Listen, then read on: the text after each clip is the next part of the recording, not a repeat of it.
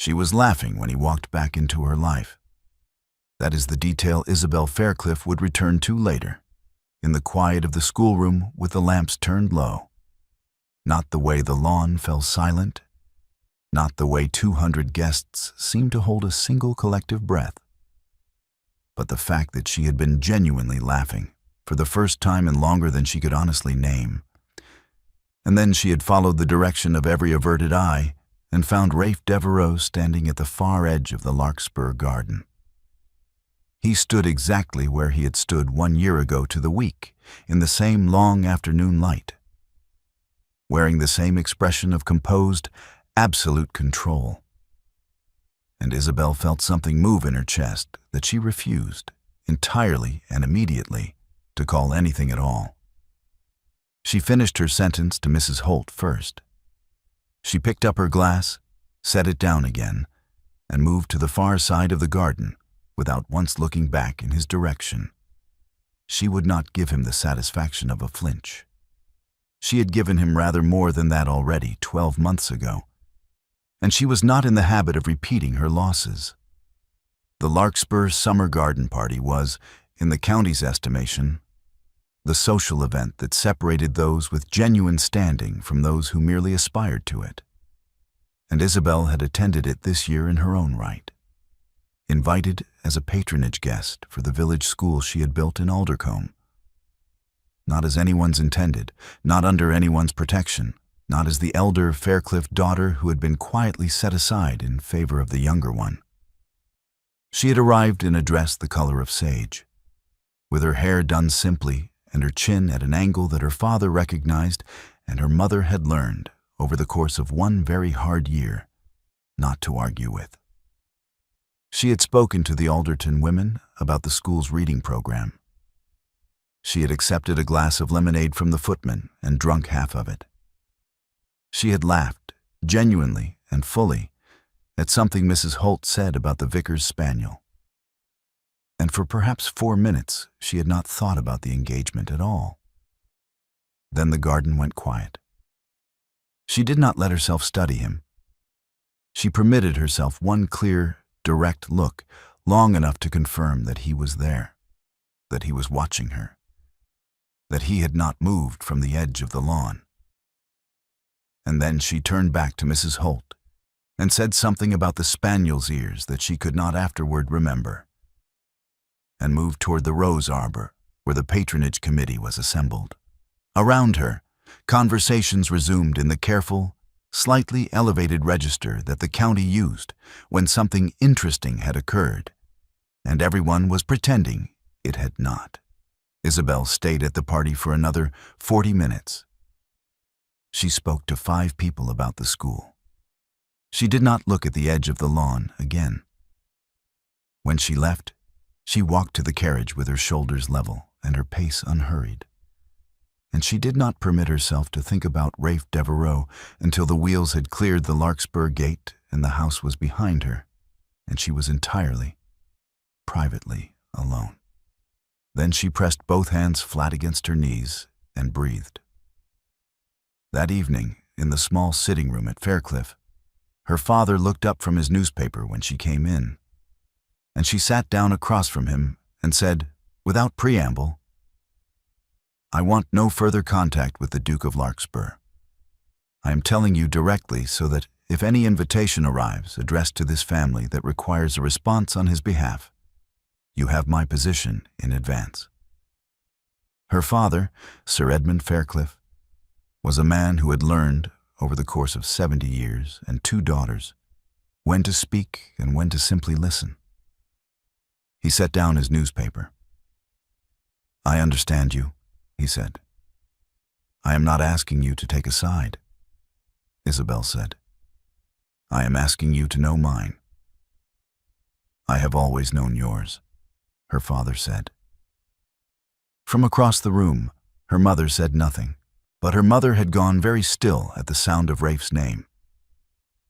A stillness that was different from her usual composed silence. A stillness that had something held inside it, something that did not want to move for fear of disturbing what lay beneath. Isabelle noticed it in the way she noticed things she did not yet have the language for, with a part of herself that was not quite thought and not quite feeling, simply a registration, filed away without understanding. She did not ask her mother what it meant. Not that night. That night, she went upstairs, lit her own lamp, and sat at the small writing desk where she kept the school's accounts. And she added the day's figures until the numbers steadied her hands. The county noticed Rafe's appearances in Aldercombe before Isabelle allowed herself to. He came first to the Sunday service at St. Clement's, 3 weeks after the garden party, not to the Larkspur family pew at the front, where his name was carved into the woodwork, but to a plain bench 3 rows behind where Isabelle sat with her father.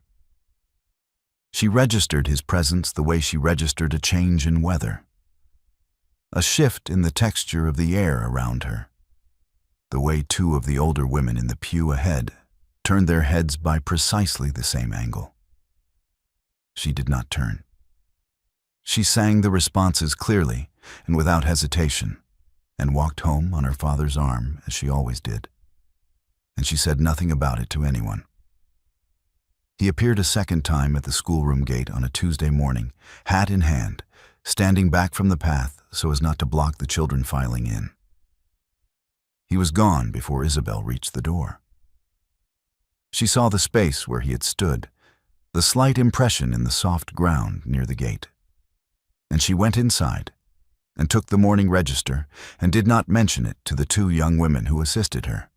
Mrs. Penhaligon and Mrs. Crowe from the patronage committee mentioned it to her directly the following Friday, over tea at the committee rooms, their voices carrying the careful tone of women who had a question they were not quite asking aloud. "We understand he has been seen in the village," Mrs. Penhaligon said. "Has he?" said Isabelle, and poured more tea.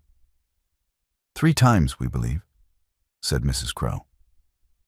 "I have not counted," said Isabelle, which was not precisely true.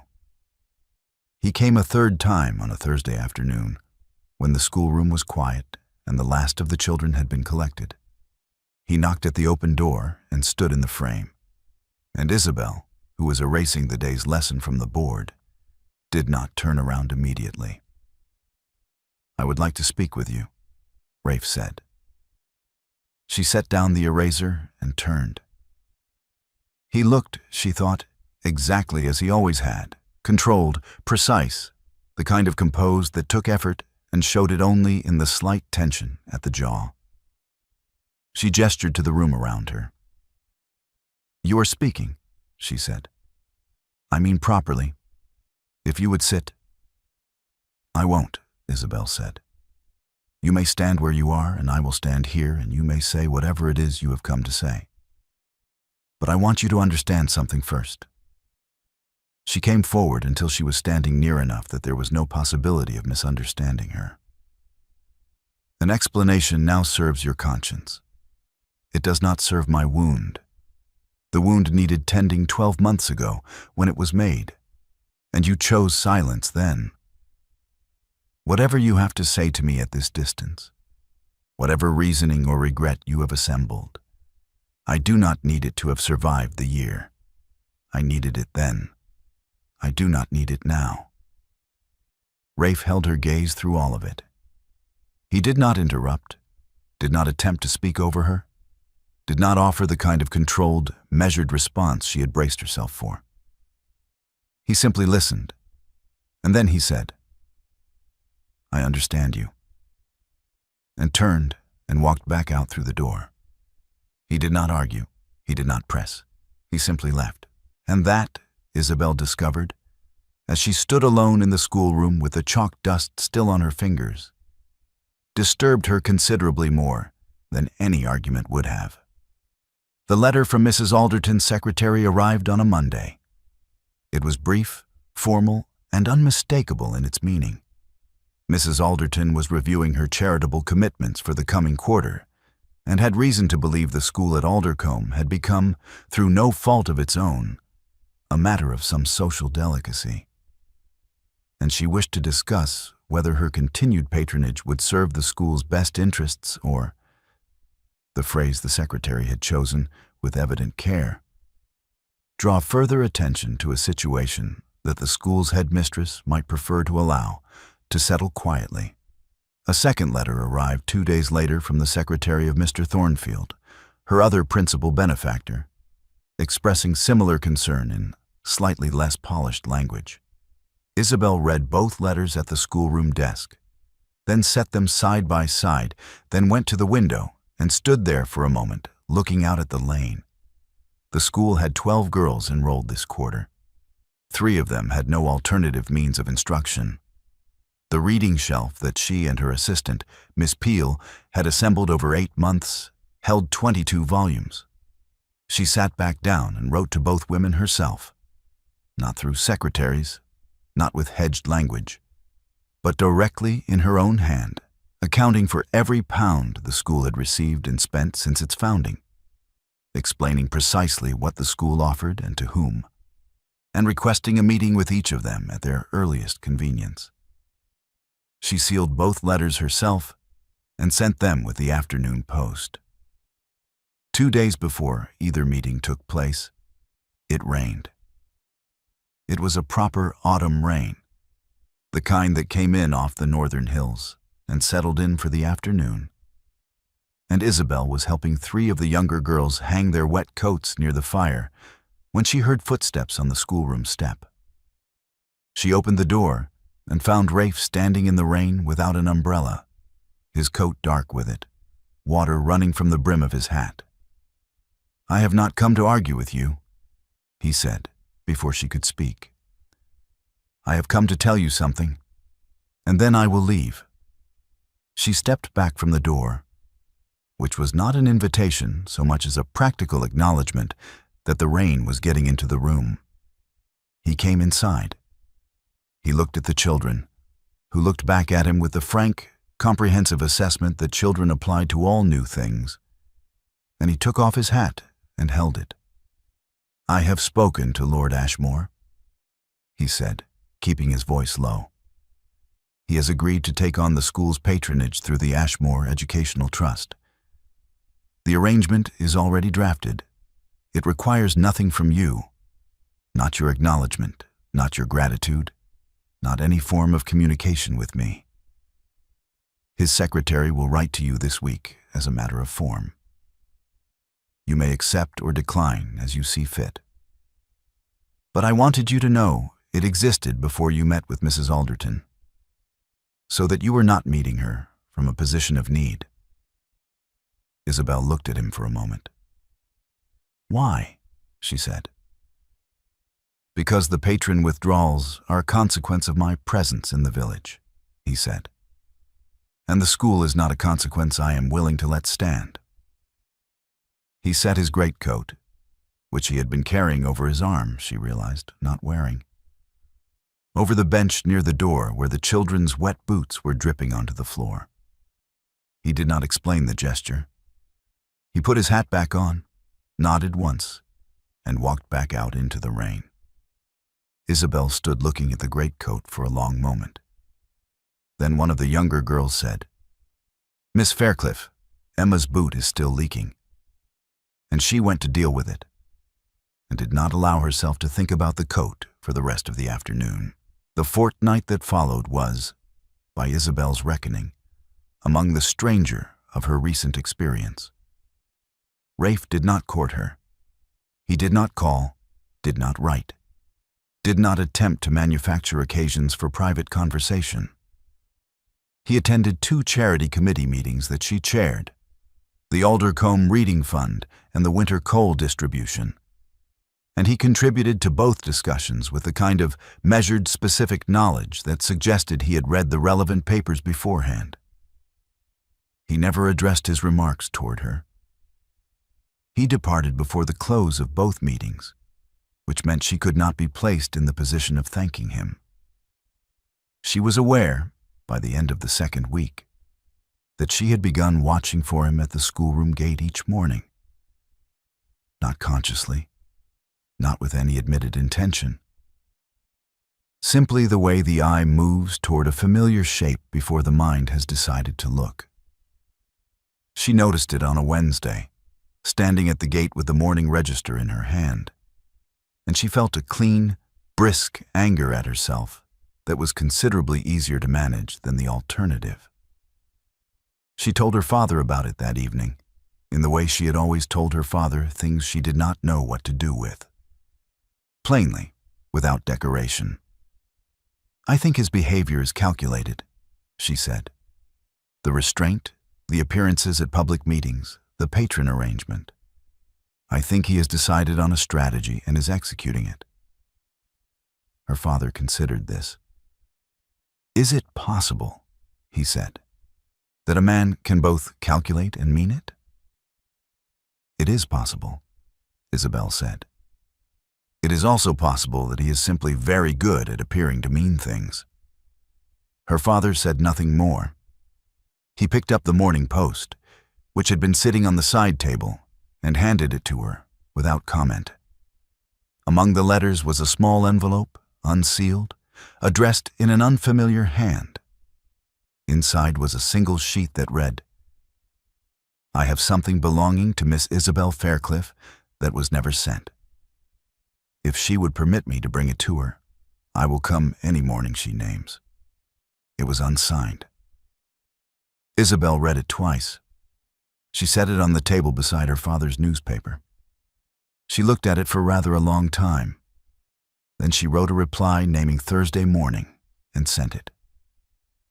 The woman who came on Thursday was small and plainly dressed, perhaps 40, with the careful manner of someone who had thought a great deal about what she was about to do and had decided to do it anyway. She introduced herself as Mary Goss, formerly housemaid to Miss Charlotte Faircliffe, and she set a tied bundle of letters on the schoolroom desk without preamble. "She doesn't know I've taken them," Mary Goss said. "Your mother kept them.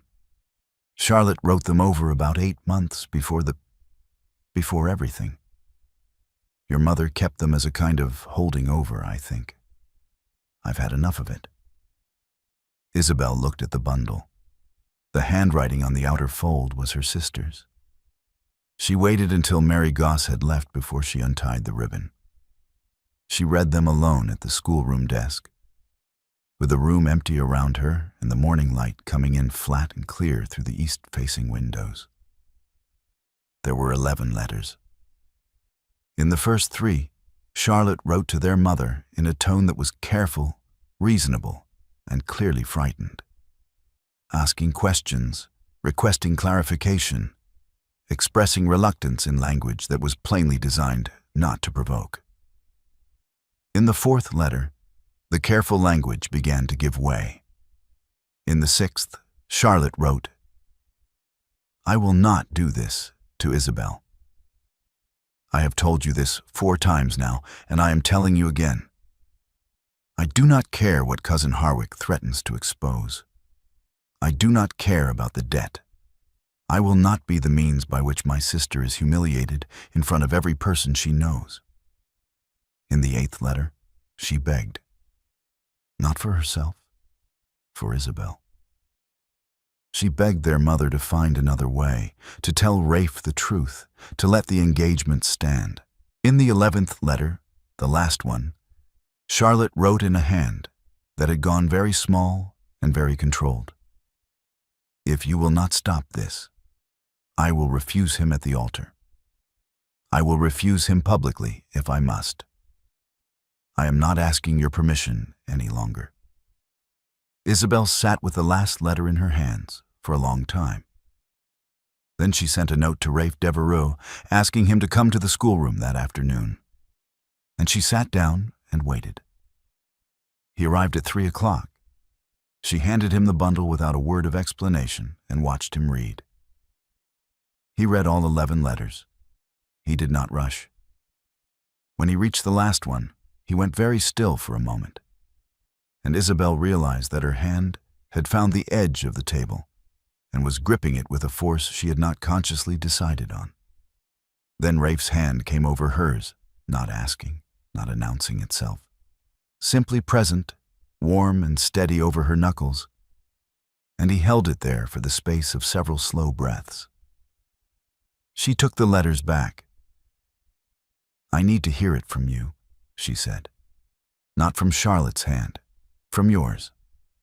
I need to know what the gambling debt was, who Harwick was to your family, and why you chose to say nothing to me about any of it." Rafe set his hands on the table, open, and told her. Harwick was his father's cousin, a man who had accumulated debts against the Devereux name over the course of a decade, quietly, using the family's credit against their knowledge. When Rafe inherited, he discovered the extent of it.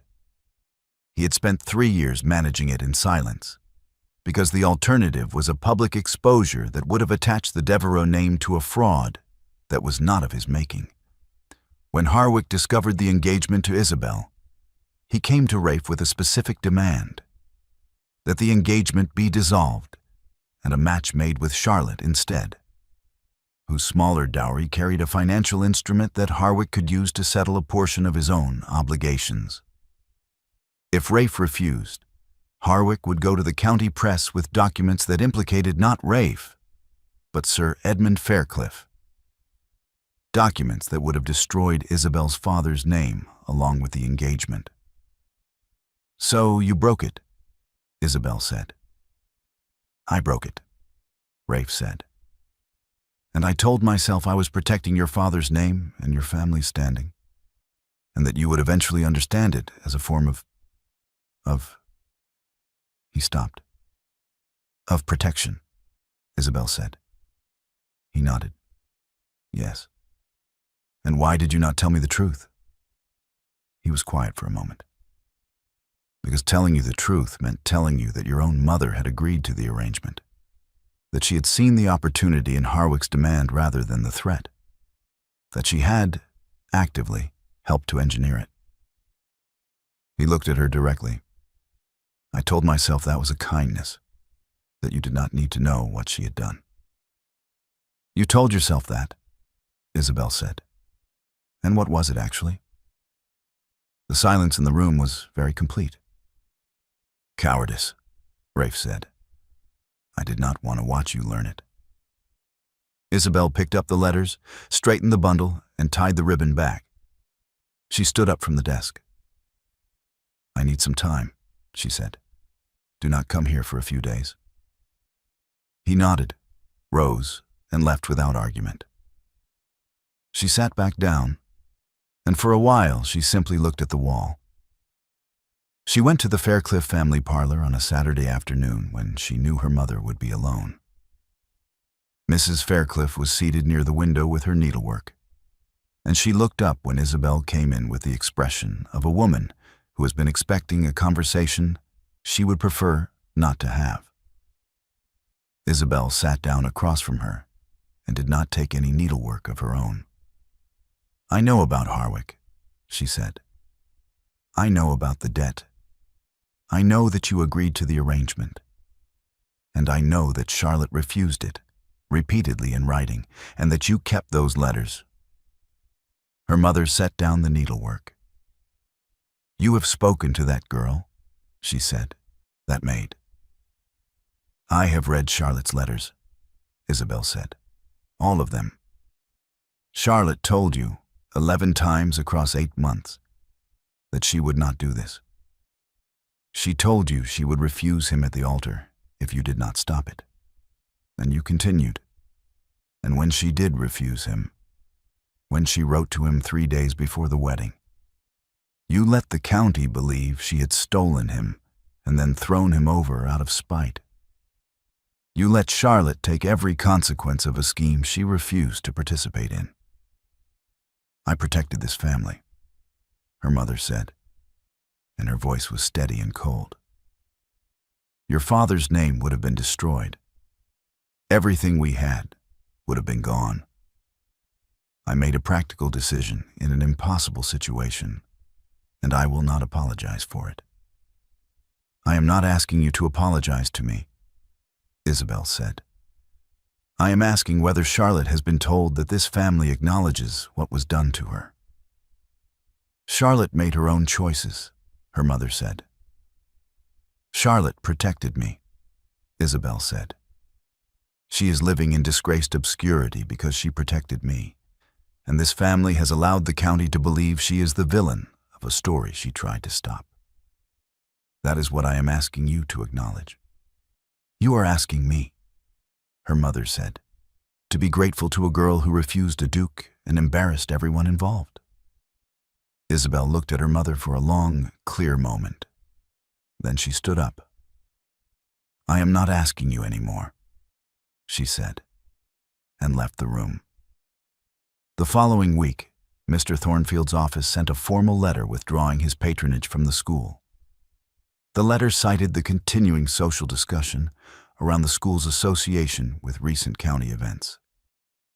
Isabelle read it at the schoolroom desk and then went to find Rafe. Your presence here is costing me the one thing I built without you, she told him when he came. I need you to stay away from Aldercombe, entirely.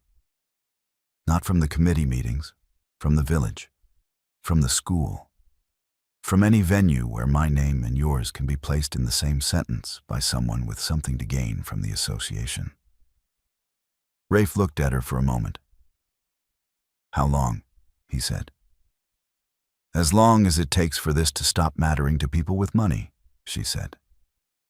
He nodded. He left, and he did not appear in Aldercombe for 3 weeks. The letter from the solicitor arrived on a Wednesday morning, addressed to Miss Isabelle Faircliffe, headmistress, Aldercombe Village School. And it concerned a matter of charitable trust documentation that required her signature as beneficiary administrator. Isabelle read it twice before she understood what she was reading. The school had been placed into a permanent charitable trust, funded by an anonymous endowment, structured under the Charitable Uses Act, administered through the solicitor's office in such a way that no individual patron could withdraw their support and trigger the school's closure. And this was the sentence she read 3 times, structured so that no connection to either the headmistress's personal name or to any member of the Devereux family could be established or used against the school's standing. She went to the solicitor's office that afternoon. Mr. Carew was a small, careful man who had been practicing in the county for 30 years, and he answered her question before she finished asking it. The Duke of Larkspur arranged it, he said, during the past 3 weeks. He asked that the school be informed only after the transfer was complete and the documentation was signed on his end, so that the arrangement could not be refused before it took effect. He arranged it while I asked him to stay away, Isabelle said. Yes, said Mr. Carew. He was quite specific about the timing. She walked back from the solicitor's office through the village, and the afternoon light was long and pale on the lane. And she thought about a man who had spent 3 weeks working in silence to secure the one thing she had told him was costing her. Not because it gained him anything, not because she would know about it until it was already done, but because it needed to be done, and he was in a position to do it. She thought about cowardice dressed as protection. She thought about what the difference looked like. That night, her mother came to her room. Mrs. Faircliffe stood in the doorway with the expression of a woman who has decided that the best remaining defense is a controlled offense, and she said, At the Larkspur party tomorrow, you will refuse him publicly. You will make it clear to the county that you have no interest in his attentions and that the school's independence has no connection to the Duke of Larkspur. If you do not, I will tell every woman on that lawn that you have been pursuing him, and that the school is the means by which you have manufactured reasons to see him. I will tell them that the whole of this year's performance has been designed to force his hand. Isabelle looked at her mother standing in the doorway and felt, with great clarity, that she was looking at a woman she had spent her entire life trying to understand and had only just, finally, stopped needing to. Good night, Mother, she said, and turned back to the window. She could not sleep, At 10:30, she put on her coat and walked to the schoolroom, because the schoolroom was the place that was hers, and she needed to stand in something that belonged to her. He was sitting on the schoolroom steps. Rafe was sitting on the stone steps outside the schoolroom door with his coat on and his hat in his hands, and he looked up when she came around the corner of the lane, and he said nothing at all. "How did you know I was here?" she said. "Your housekeeper told me you had gone out walking," he said. "I thought you might come here." She sat down on the step beside him. The night was cold and clear, and the lane was empty, and the schoolroom was dark behind them. She did not explain about her mother. She did not explain about the solicitor's letter, or the trust, or any of the thoughts she had been carrying since the afternoon. She simply sat beside him on the cold stone, and after a moment, he took her hand in both of his and held it. And she felt the trembling in her own fingers slowly, over the course of several long minutes, go still. They sat there until the church clock struck 11. "Tomorrow," she said finally. He answered quietly, "Tomorrow." She went home alone, and he stayed on the steps until she had turned the corner. The Larkspur Autumn Garden Party was, in the county's collective memory, the event that replaced all other events as the thing people said they had been present for. The lawn was set with the same long tables, the same white cloths, the same arrangement of guests who had been attending this party for 20 years and knew each other's positions in the social order as precisely as they knew their own names. Isabelle arrived in a dress the color of deep amber, with her hair done simply, and she took a glass of lemonade from the footman and stood near the rose arbor and spoke to Mrs. Holt about the school's winter term. She saw Rafe arrive at 3:20. He came through the garden gate in the same unhurried way he always moved, and he spoke briefly to Lord Ashmore near the entrance, and then he looked across the lawn and found her. And something in his face settled, not into composure, but into decision. He crossed the lawn. The guests nearest the center saw him first, and the conversation near them quieted. And the quiet spread outward in a slow, steady wave, until by the time Rafe had reached the middle of the lawn, the entire garden was watching. He stopped in front of Isabelle, and then he went down on one knee. Not his theater, not his performance. He went down on one knee because the posture of composed, controlled dignity he had held for 12 months was simply no longer available to him. And he seemed to know it, and he did not pretend otherwise. "I owe this garden a truth it was not given a year ago," he said, loudly enough to be clearly heard.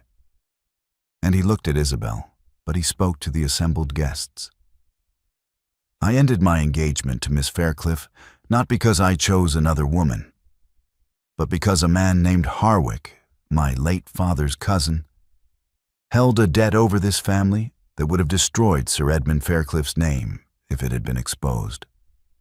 The only way to satisfy Harwick's demand was to dissolve the engagement and make a different match. I made that choice in silence. I let Miss Faircliffe believe she had simply been set aside. I told myself that silence was a form of protection."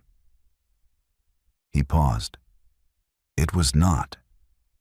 It was a choice I made because telling her the truth would have required me to tell her what her own mother had agreed to, and I was not willing to watch her face when she learned it. I called that protection. I have spent 12 months understanding that it was cowardice." The garden was absolutely still. "The woman standing in front of me," Rafe said, "lost nothing by being left. She built a school. She rebuilt her name through work that required no man's permission and no man's money. She is here today as a guest in her own right. I am the one who lost something by leaving, and I have spent this year trying to understand whether I am capable of being honest enough to deserve her." He looked at Isabelle directly. "I am asking you here, with no privacy to soften a refusal if it comes. Whether you will allow me to try." Isabelle looked down at him for a long, clear moment.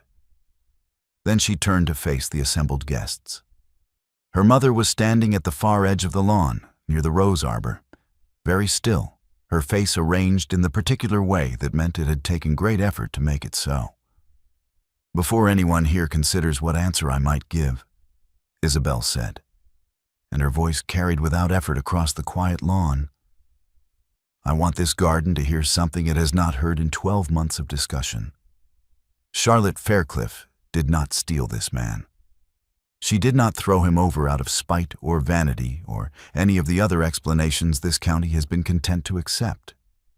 Charlotte refused to participate in a scheme she did not design, refused it repeatedly and in writing, and then refused the Duke himself at considerable personal cost because she would not be the instrument by which her sister was publicly humiliated. She has been living in disgraced obscurity for a year because she protected me. The first apology owed in this garden is not to me." She looked at her mother. "It is to Charlotte Faircliffe, and it is owed by this family." Her mother did not move. The garden remained silent. Isabelle turned back to Rafe. He was still on one knee, and he was looking at her with an expression she recognized from 2 years ago, from the early months of their courtship, when he had not yet learned to keep his face entirely controlled in her presence. An expression that was simply, completely open. "Get up," she said, and held out her hand. He took it and rose. "Yes," she said. "You may try." Something moved through the garden then. Not applause, not the polite murmur of social approval, but something quieter and more genuine, the collective exhale of 200 people who had been holding something in without quite knowing it. Rafe held her hand and did not let go. The morning after, the garden was empty. The white cloths had been taken in and the tables folded away. And the dew was still on the grass, and the air smelled of autumn and the nights cold. And Isabelle came through the gate at 7:30 and found Rafe standing near the old stone bench at the garden's eastern wall. She walked across the grass and kissed him. It was the first entirely private moment after the public one, and she had decided on it sometime in the small hours of the night, and she did not wait for him to offer it. His hands came up and held her face, and the kiss was not tentative or careful. It was the kiss of two people who had been standing on opposite sides of a long silence and had finally, simply crossed it. When she stepped back, he was looking at her with the expression she intended to spend some considerable time getting used to. "The school's trust documents need my signature this week," she said. "I know," he said, "and I intend to bring Charlotte to the Mortimer engagement dinner on Friday," she said, "on my arm, publicly." "Good," he said. "And I am not moving into the Larkspur house until the spring," she said. "I have a winter term to finish." "I am not going anywhere," Rafe said. She nodded, and they stood together in the morning garden with the dew on the grass around them. And for a while neither of them said anything at all, which was, Isabelle thought, one of the better forms of conversation she had encountered in some time. In the weeks that followed, she brought Charlotte back. She arrived at the Mortimer engagement dinner with her sister beside her, Charlotte in a dress of deep blue that Isabelle had selected with considerable care. And she walked into the room with Charlotte's arm through hers and the particular expression on her own face that the county had learned, over the course of a very hard year, to take seriously. The county observed. The county noted that Miss Isabelle Faircliffe, whose standing had been restored and whose school had been placed into permanent trust, and whose engagement to the Duke of Larkspur had been announced in the Morning Post, was presenting her sister as a matter of social fact rather than social petition. The county adjusted accordingly, as it always did when the terms were made sufficiently clear. At the second county engagement, 3 weeks later, Charlotte spoke to 5 people without Isabelle beside her. And when Isabelle looked across the room and found her sister mid-conversation and apparently at ease, she felt something loosen in her chest that she had not known she was still carrying. Mrs. Faircliffe appeared once more at a Faircliffe family dinner in November at Sir Edmund's invitation. She was treated with civil indifference by both daughters, not cruelty, not warmth, simply the precise and measured courtesy that 2 women extend to someone who is present in their lives without being permitted any longer to shape them.